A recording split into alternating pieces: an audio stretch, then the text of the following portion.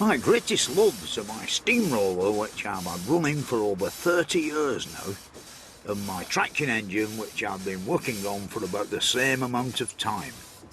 It's funny really that it takes so much time to restore them, when engines like this weren't around for very long. It was only from around the middle of the 19th century until the First World War that things like this were on the roads.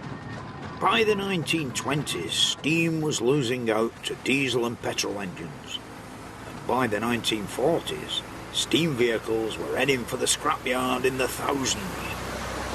Fortunately, some of them were saved by men who like these magnificent machines as much as I do, and in this programme I'm going to be meeting some of them, and looking back to a time when our roads were full of engines like this one of mine. About 30 odd years ago I bought a steamroller, and I think I was ripped off. I paid £175 for it. You could buy a steamroller about that time for about £60, just beat the scrap man. Anyway, time went by, and this steamroller were an incredible wreck. The back wheels leaned in on each other, and if you went over a manhole cover, the road wheel banged on the edge of the rim of the flywheel, and it made the most unbelievable noise that you could ever imagine. So, painstakingly, I slowly but surely made a new one. When people think about steam vehicles on the road, they think of great big heavy things like this one of mine that weighs around 12 tons. But the earliest vehicles to travel on the roads weren't like this at all. This is a replica of a road steam carriage that was built by the Cornish engineer and inventor Richard Trevithick in 1803, and it's quite light and elegant looking really, and the first steam vehicles that were built to run on roads continued like this for some time. By the 1820s, all sorts of people were trying to manufacture steam carriages, not for their own private use, but to transport the paying public. The thing is that a gentleman called Walter Hancock seemed to do quite well. He built quite a few. And this one here is a replica of one of his, the Enterprise, which he built in 1833. And of course, Tom Brogdon, who's actually recreated this masterpiece, is here to tell us a bit about it. Isn't that right, Tom? That's right, yes. Walter Hancock, in my opinion, Walter Hancock was the best of these early pioneers. He built some magnificent machines, and this was about the middle of the range he built. Yeah. And it's a powerful, fast beast compared with anybody else. He said he'd do nearly 20 miles an hour.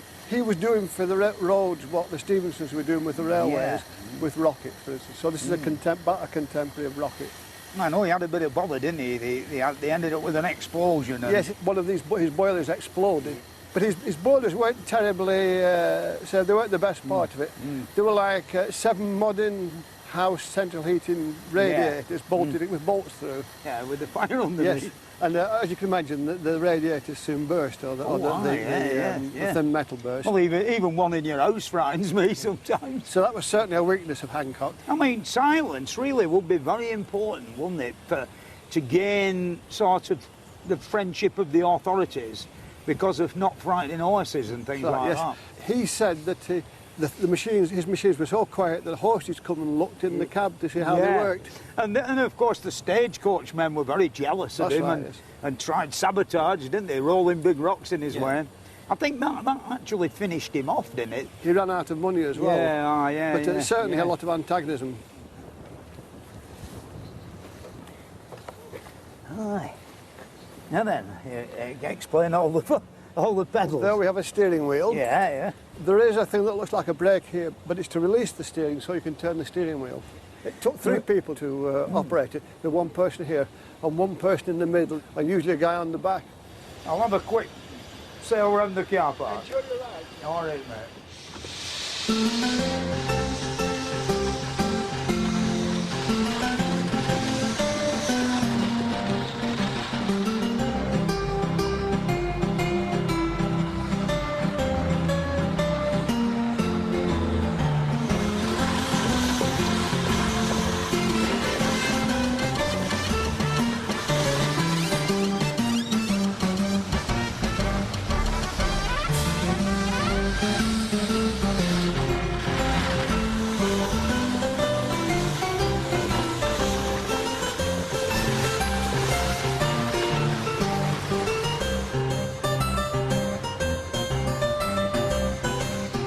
Steam carriages like this proved to be an efficient form of transport, but they were badly let down by the state of the roads, and they never really took off in the way that railways did. What we got instead was the traction engine, and in the second half of the 19th century and the early part, great big the common sight on the roads and in the countryside. Road locomotives provided the heavy haulage of the day, and steamrollers were developed to build the roads they ran on. In the fields, traction engines were used for ploughing and thrashing, and showman's engines hauled fairground rides round the country and provided the power to operate them. An engine like this could weigh anything up to 20 tons.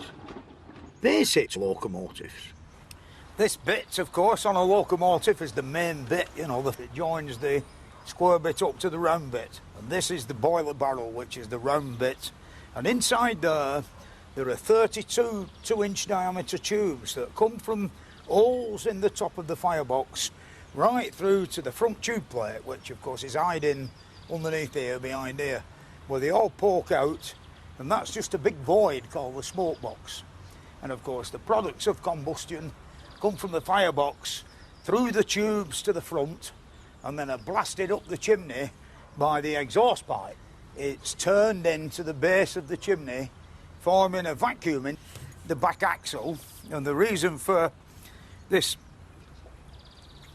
moon-shaped hole here, it's not whir, that it's the amount of play that the springing gear. This I wouldn't recommend. Wouldn't recommend really brewing tea out of it.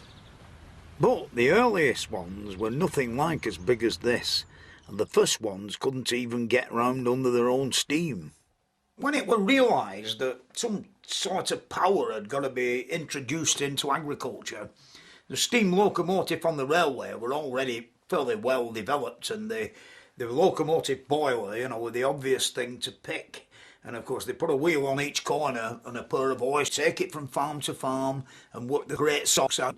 They even made portable with no wheels. They built by Roby of Lincoln, and it's a beautiful piece of tattle. Here at the Olicum, you can see all manner of agriculture right up to the middle of it. It's still like a great map, you won't believe it really, but it's a portable, enough money. You could have a static engine room driving all this tattle, whereas the farmer who were less affluent, he had the thrashing man come in with his thrashing box and his traction engine.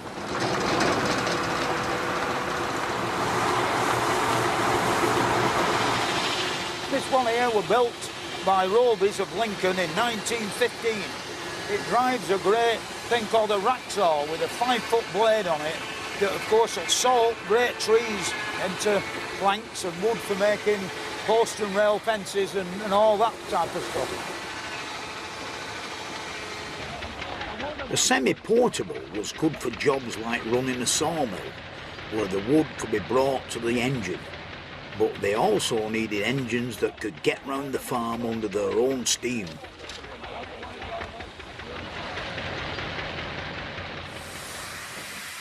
By far the largest of all traction engines were the ones that were built for ploughing, like these two here behind me at Olicum Steam Museum.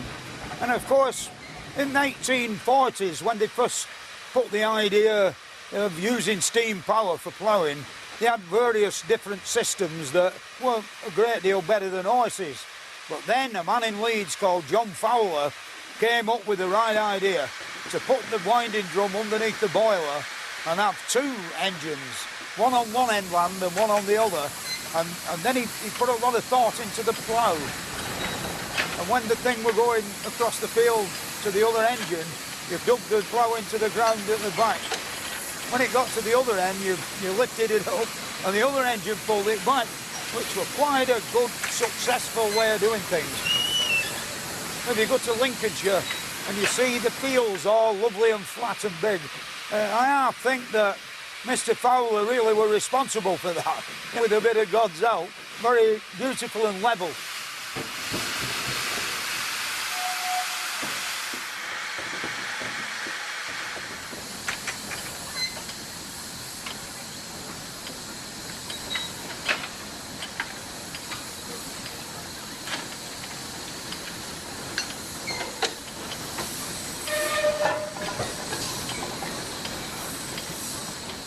A road locomotive, very similar to an agricultural traction engine, but it had a few refinements. Number one, it were always a few horsepowers more in power. It had 3 gears, most of them had 3 gears. It had an extra tank under the boiler for extra water so it could get a bit further. And here there's a beautiful example of a Forden road locomotive pulling 2 of its brothers that haven't been finished off and a threshing box at the back. Well, the engine itself is a very handsome piece of tackle, you know, and you can see it's got a beautiful finish on it. And made in Sandbach by Fordens, who of course are still making modern wagons to this very day. Road locomotives were in use for around 80 years, and there's no finer sight than a collection of engines all steamed up and ready to go. This is the Strumpshaw Steam Museum in Norfolk, and the man who owns it is Mr. James Key. You have to tell me how it all started. Well, my father, I think he was a deprived child and he didn't have a train set. Yeah. This is what originally started the whole thing off, I think. When combines first came, but the wheat used to be stacked and then, yeah. A different one? A different one. Yeah. Because they'd buy the complete set, £100 ready again. Unbelievable, that. Then the rallies were just sort of starting, and that's what, and it sort of blossomed.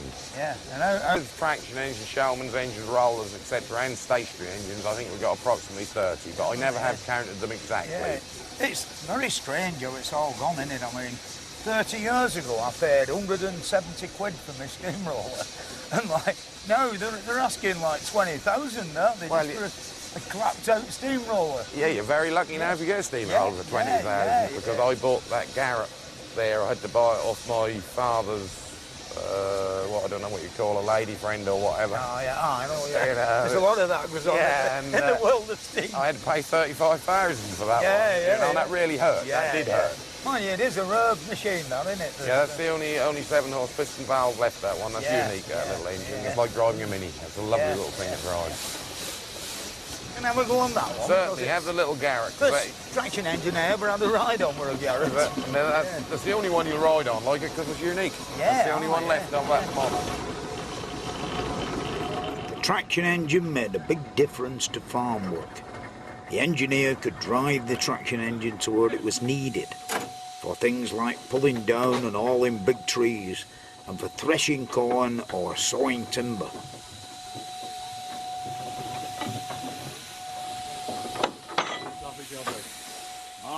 Trees that had been felled had to be hauled onto flat ground to be loaded onto carts for transport to the sawmills. Less manpower was needed and more work could be done in a day than ever before. And it's only because of the time and money and sheer hard graft put in by dedicated enthusiasts like some of the people who brought their engines here today that we can still see them. Aye, it's really nice to see, you know, us here today doing like pulling lumps of wood about and look at engines really doing what they were supposed to do. Oh, now then, I have a friend who's got a Clayton and Shuttleworth. You know. Is that right, yeah? Yeah. How are you finding it? I know what you mean. Sort of been involved in other clubs. Do your apprenticeship, like. Yeah, we had some good teachers. You've got the wife and all the kids with you, haven't you? Yeah, they all take part in the engine and all have their little bit to do with it. Sort of passion we got between us. So. You get into the original condition. My traction engine now is all coming together a bit like a Meccano set, I'm very pleased to say, after about 27 years of bitter struggle and a lot of mistakes and what have you. But we're nearly there. And of course it's the bit underneath is the boiler, and of course at the end there is the solid of the back wheels, like a gearbox on a car, like sort of thing. That's it. That's in bottom gear. It's all such a good fit.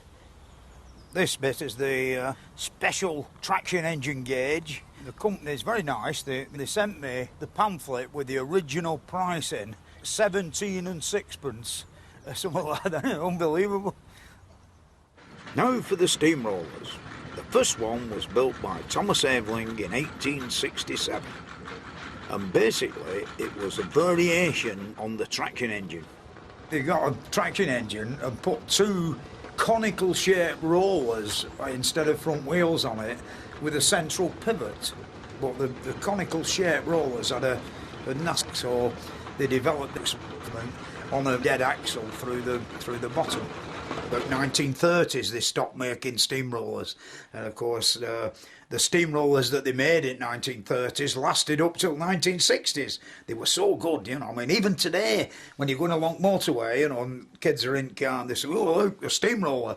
And it's not a steamroller really; it's a diesel roller, but they're all still referred to as the steamroller. A steamroller is a bit harder to handle than a traction engine, and they can be quite dangerous things, as I found out to my cost some years ago. I got this job dismantling some beautiful Victorian chimney stacks, and the grand plan was to lower the stones down off the roof of the building onto the trailer and then go with the steamroller and bring them back home. I got a phone call from a restaurant which is situated on top of a mountain outside of Bolton. And the man at the other end, he said, "I believe you've got these stones with holes in." I said, "Aye." He said, "How much will you sell us a wagon load for?" I said, "Give us 80 quid. And he said, "Yeah, very good." And then I thought, how are you going to get up the mountain? The weather couldn't have been worse. It were autumn, the leaves were coming down, things were terrible. And we set off, full of apprehension and fear. And we came to the bottom of the first big hill, and it went chuff, chuff, chuff, chuff, chuff. Right up the hill, no trouble. It took us about an hour to unload the stones off the trailer, turn the engine round at the top of the hill. And we're coming down the hill, and all traction engines and steamrollers have a design fault. There's no brakes. We're about halfway down the mountain and it's going really fast. You've got to do the Casey Jones job. Put the engine in reverse, the wheels are going backwards, but we're accelerating down the mountain. The man from the restaurant stood on the trailer at the back. When he realised things weren't going according to plan, he bid us good day and jumped off over the wall into the field.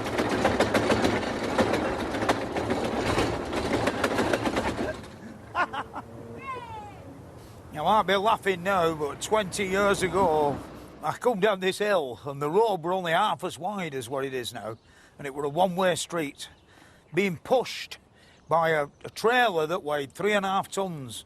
And the wheels of the steamroller weren't even going round, you know, it was just like a big sledge. And by the time we reached this spot here, we were doing about 40 miles an hour, which is incredible for something like a steamroller or a traction engine. And of course, I'd got to do something, because if we attempted to get round the 45-degree bend, we'd never have made it. And over there, there's about a 15-foot drop into the back of an hospital. And I have visions of dead old ladies and twisted National Health bedsteads and maybe an explosion and a lot of steam. But then I saw that pillar and I said, aim for the pillar. And we hit the pillar, but it didn't stop the engine. The engine proceeded to take off up into the sky with the back wheels somewhere on the top of the stump of the pillar. I think it was a lot thicker and a lot wider. And of course, it's definitely been rebuilt because it's not damaged now at all. The thing is that the rear wheels were on top of the pillar and the boiler dug an hole in the road about there, about 18 inches deep. It just wrecked something that it took me 20 years to make go. Anyway, I managed to get it fixed, so there weren't too much of a problem. The trouble was, steamrollers weren't really designed for road haulage.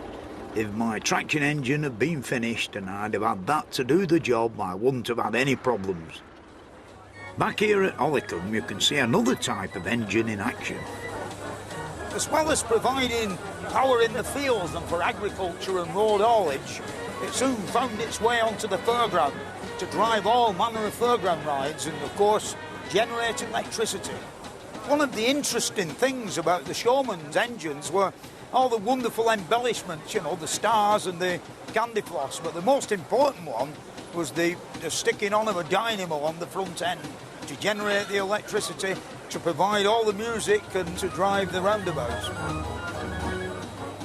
This wonderful ride was called Set of Golden Gallopers. Obviously, the horses and the galloping about. Steam were first introduced into the fairground about the 1870s, but really it were a man called Frederick Savage in King's Lynn, coming from like agricultural beginnings, started to make roundabouts, and eventually the engines in the middle, you know, the little engine in the middle that propels it all is called the centre engine. And of course the whole roundabout is built round that engine on a little trailer. And they went from strength to strength and made all sorts of weird and wonderful programme rides, all powered by steam.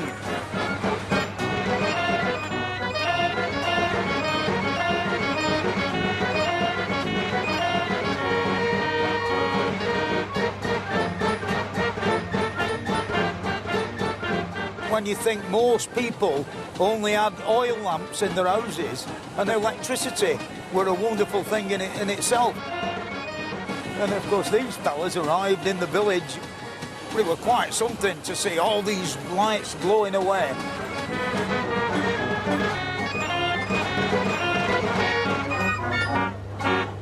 I couldn't have a ride round on that one while it was driving the roundabouts, but they had one at Strumpshaw that I was able to have a go on. One of the first rides I ever had on a traction engine were on one of these. I'm going to ask the driver if I can steer it down the road with him. I think he'll let me. They're all right, Chris? Yeah, right, mate. Yeah. Hey. Hey. Right. Yeah. They made these engines in even more and more beautiful and bigger and more grander. And the very last that were ever made were made in 1930s. All the old ex-army wagons, even after the last war in 1945, there were lots of American heavy haulage wagons that pulled tank transporters, and of course straight away the programme men jumped onto them and made really the showman's engine obsolete. Just disappeared. Well, you can't really see a lot driving one of these, can you? No, we're back over there. Yeah. Of course, in olden days, everybody got out the way, didn't they? Well, that's right, yeah. Yeah. Yeah. By 1940, the scrapyards were full of derelict showman's engines in very sad condition. You could purchase one for a few £100, and now it's like 330,000 a piece. Incredible, you know. I think some of them programme men wish they'd have kept it in corner of a field somewhere. Thank you for the ride. I'll see you around later on. See you, mate. Really, you can see that when these things were made, well, there weren't too many motor cars, and they were basically king of the road, you know, sort of thing. If anybody saw one coming, they got out at way. And like here at Strumpshaw, they've got a fine collection that, you know, most of them will run along the road.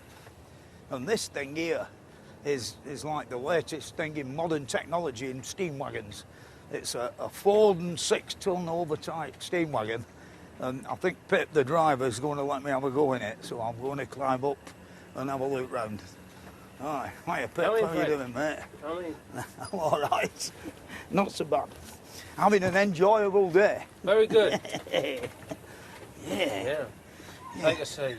So, I know what the basic bits are like. That's the reversing lever. Yep. For going forwards and backwards. Yep. And this, of course, is the regulator. That's right. And this is the steering wheel. Yep. And I reckon that must be the brake. That's the handbrake. Yeah. And also we're lucky to have a foot brake on this one. As well. How many gears has it got? 3. Oh yeah, we've got luxury of 3 gears. Yeah. I think really we'll start off in bottom gear. We'll try for a bottom one. Yeah. What sort of speed does it do on the open road line? Well, we can get up to about 18, 19 miles an hour. Is the foot brake very efficient? Not bad. Yeah. These steam wagons were developed to a very high degree, and by 1936, around about then, they were brilliant. They made the diesel wagon and the early petrol wagons puny looking.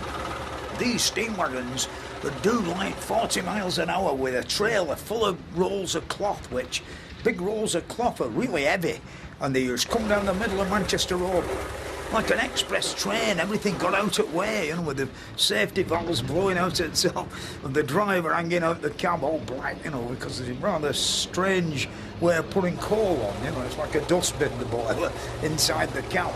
with the lid on top, and when you lift the lid off, you know, all the heat and the muck's coming out in your face, and they still beat the what's it off the petrol engine. And then the men who sell the oil got a bit upset about it, and they altered the Road Traffic Act, so the axle weights became very important, and of course the weight of a steam wagon compared with a petrol wagon made it uneconomical to carry on with the steam wagon, even though as efficient and powerful that it were, they were slowly but surely abandoned. The traction engine, the foreground engine, survived up till about 1949, in some cases about 1950, and then finally all gone. You know, but for the preservationists and the restoration men, you know, I'm afraid they'd have gone forever. People don't realise there's nearly 4,000 steam-driven road vehicles in all of England. It's incredible, really. So there's still plenty of them around today.